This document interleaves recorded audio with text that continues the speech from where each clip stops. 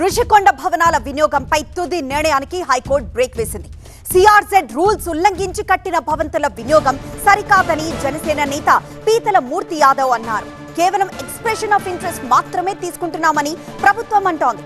Opinion తీసుకునే ప్రక్రియపై కూడా స్టే ఇవ్వాలని పిటిషనర్ కోరారు. తుది నిర్ణయానికి తప్ప అభిప్రాయ సేకరణకి నో చెప్పలేదు చీఫ్ జస్టిస్ ధర్మాసనం.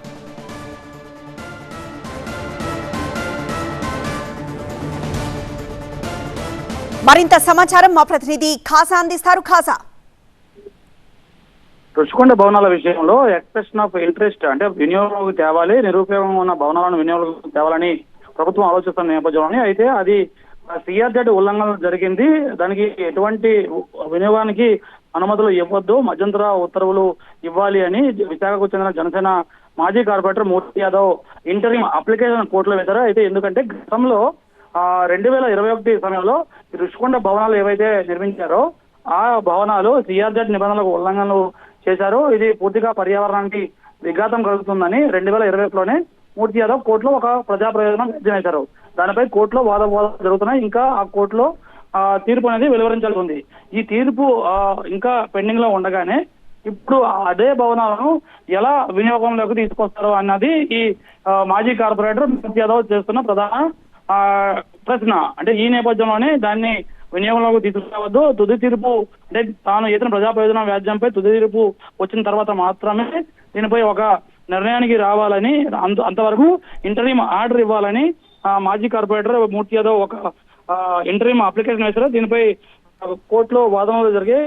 దీనిపై ఎటువంటి నిర్ణయం తీసుకోవద్దని రాష్ట్ర సర్వోన్నత న్యాయస్థానం ప్రస్తుతానికి ఒక ఆర్డర్ అయితే ఇచ్చింది. రుషికొండ భవనాల వినియోగం కేవలం ఎక్స్ప్రెషన్ ఆఫ్ ఇంట్రెస్ట్ మాత్రమే తీసుకుంటున్నామని న్యాయస్థానానికి ప్రభుత్వం చెప్పింది. సిఆర్జెడ్ నిబంధనలు ఉల్లంఘించి నిర్మించిన భవనాల వినియోగంపై ఈ మాజీ కార్పొరేటర్ మూర్తి యాదవ్ బిల్లు అయితే ఇంటర్వ్యూ అప్లికేషన్ వేశారు. ఈ ప్రక్రియపై స్టే ఇవ్వడానికి అయితే ధర్మాసనం నిరాకరించింది. ఎందుకంటే ఇప్పుడు గతంలో వేసిన ఈ పిటిషన్ సంబంధించి ఇప్పటికే కోర్టులో కేసు ఉంది. దీనిపై కోర్టు కూడా పర్యావరణ అనుమతులు సక్రమంగా ఉన్నాయా లేదా, ఎంతవరకు ఆ కట్టడాలు అనుమతులు నిర్మించారన్న దానిపై కోర్టు ఒక డైరెక్షన్స్ కూడా వచ్చింది.